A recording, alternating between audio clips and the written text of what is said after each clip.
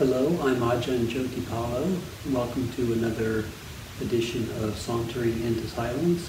When I was doing a lot of research about all of the different types of gear that I hope to use on my sauntering, YouTube has been very helpful in watching reviews, getting people's feedback about what works, what doesn't work. I really benefited from those, so kind of as a practice of learning how to make these videos, I thought I would just try a few of my own. There's the reveal. You get a package, and you open it up in front of the camera. I can't actually say that this is a reveal because I've already used this product, but this is a backpack that I guess I got it about 6 weeks ago. I've actually yet to go hiking with it. I have a small day pack that works fine. I went with a model called KS50, which is 50 liters. He sells it in a 30, 50, 40. And there's some other designs he has as well. The beauty of his backpacks, they are extremely light. I'll show you here. When I weighed it, I think it's 17.6 ounces. In a small bag, and I've already zeroed out the weight of the sack. But you can see the total weight here for the backpack is 1 pound, 1.6 ounces, so 17.6 ounces. Just the lightness of it is quite inspiring.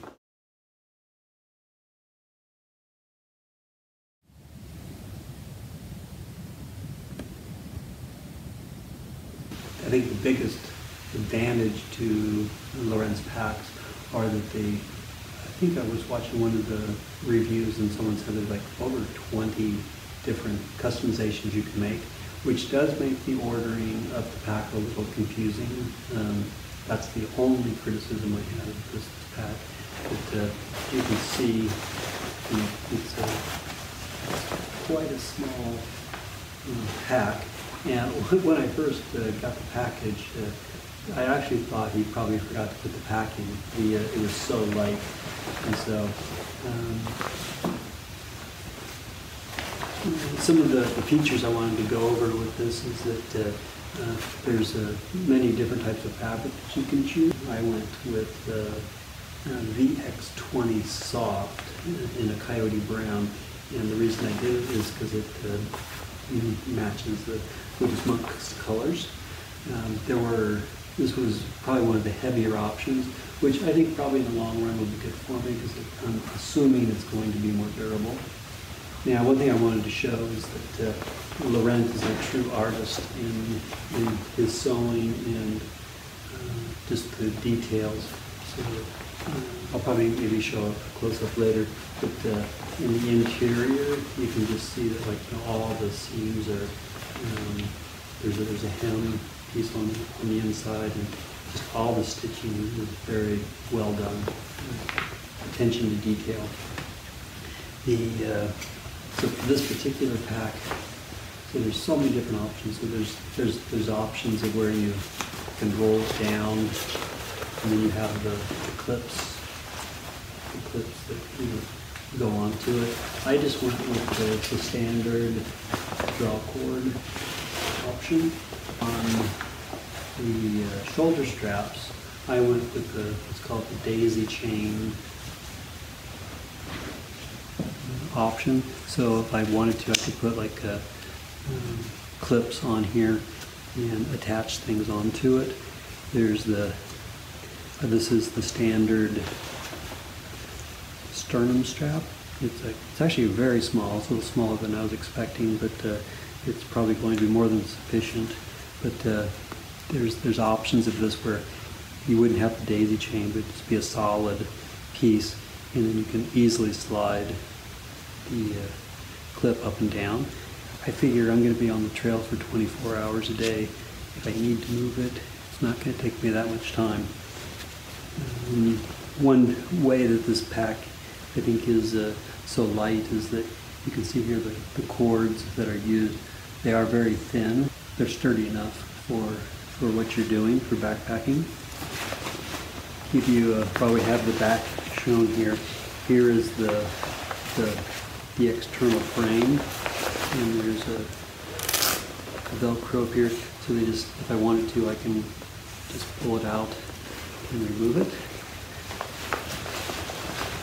I personally do not hike with trekking poles, but some of the tents that I'm looking at do require them. I just had the idea today that maybe somebody should design a pack that uses trekking poles on the sides here, or if they have that option, you could use the trekking poles here as your frame. You're going to be carrying them anyway, so why not use them instead of these? So one idea. Then the back options, there's many different kinds. You can do a fully padded back. I'm going to use a 1/8 inch foam pad. I will carry it at least. Might have another sleeping pad as well, but I'll have that, and then I can fold that over, triple it, and then can slide that into this pocket here on the bottom and up here on the top, and then that will act as give some stability. It's also a place to store your sleeping pad, and it also probably keeps sweat from getting into the pack. And so that just about every aspect of this, there is going to be some sort of options. So I went with the closure across the top with the clip. There's also what you call this clip, a buckle. There's also one that's just a hook that has a receptacle down here, so you can do that. I just thought this would be a little more reliable. And there's different, so on the front of the pack, I just went with, I think, the standard mesh that's available. You could do a solid piece of fabric. On the bottom, I went with the heavy Cordura option, and did that also too with the side pockets. I could have done the fabric. In the past, when I've had some of the fabric, this mesh, it does, as I'm going through brush and things like that, it can snag on these a little easier because they're on the side and I've ripped those. So I went with the solid mesh. You can get these pockets higher if you wanted to, if you were things falling out.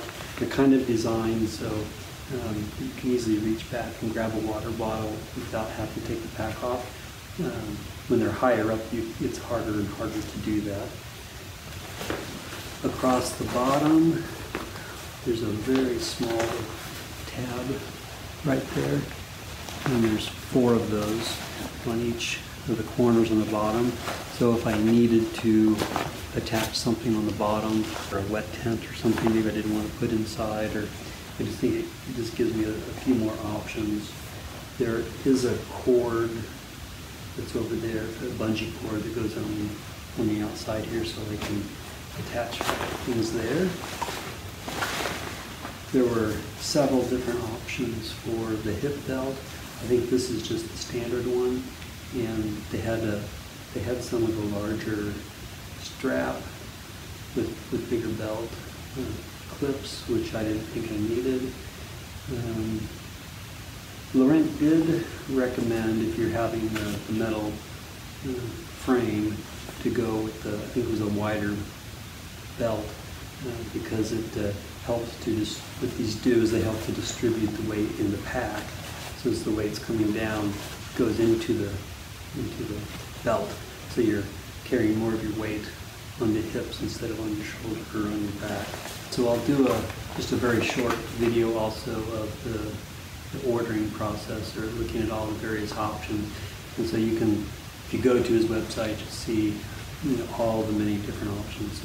I think I did go with the 50 instead of the 40 because I'll hopefully be hiking.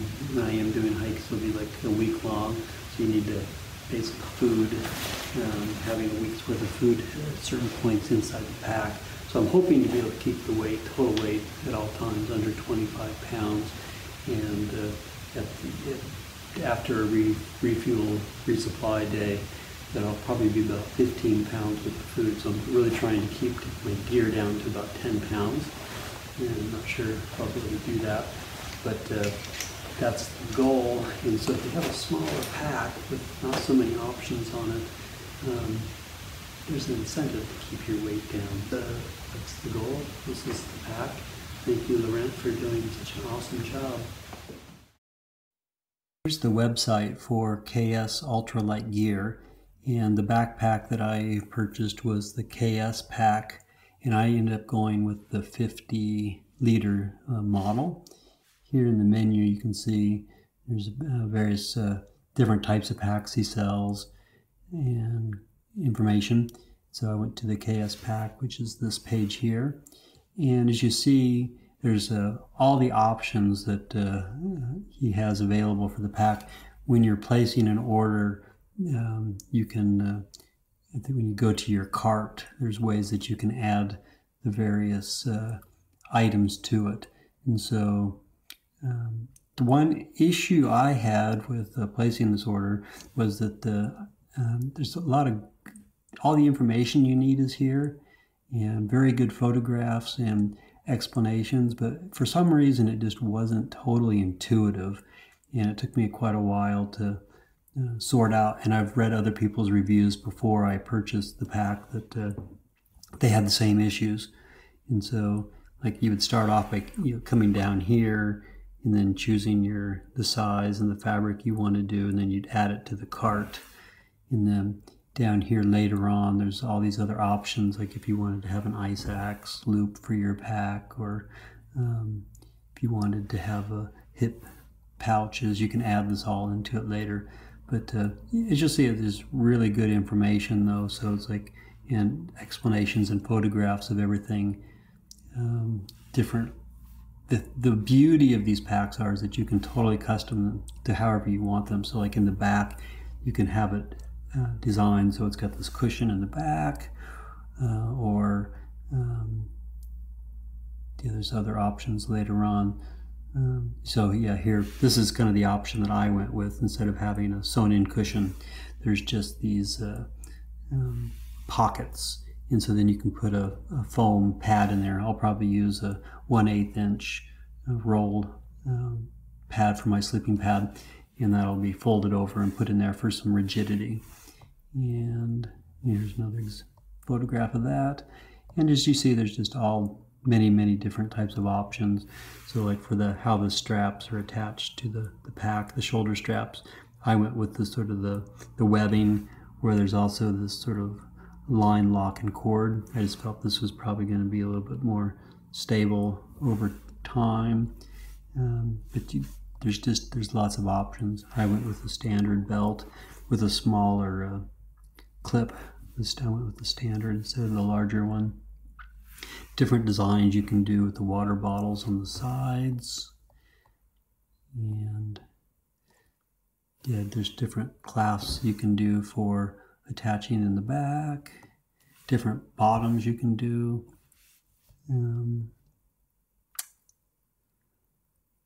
Yeah, so you see there's just lots of different options. Also with there's a section here where you can choose the fabric that you want to make the pack out of. Unfortunately, the deciding factor for me in which pack I went with was the color of the material. So this light brown matches the color of a Buddhist monk's robes. Yeah, so this fabric here, there's a coyote brown. There was a soft finish. It was more weight. It was 182 grams per versus if I went with this light skin, it was 115 grams. I will say that once I did figure out how to navigate the system and get all the information, it is all there, but you can see it's I don't even say it's garbled, but it wasn't, so it's not intuitive to me how to use the site. So if you take your time, look things up, read about things from other people's sites, the information you need is there. Also, Laurent was excellent. I did a couple times I had questions and wasn't quite sure which one to go with, and I wrote to him and explained what my concerns were, what I was looking for, and he was usually within 24 hours responded and gave me all the information that I needed. So he was excellent in that.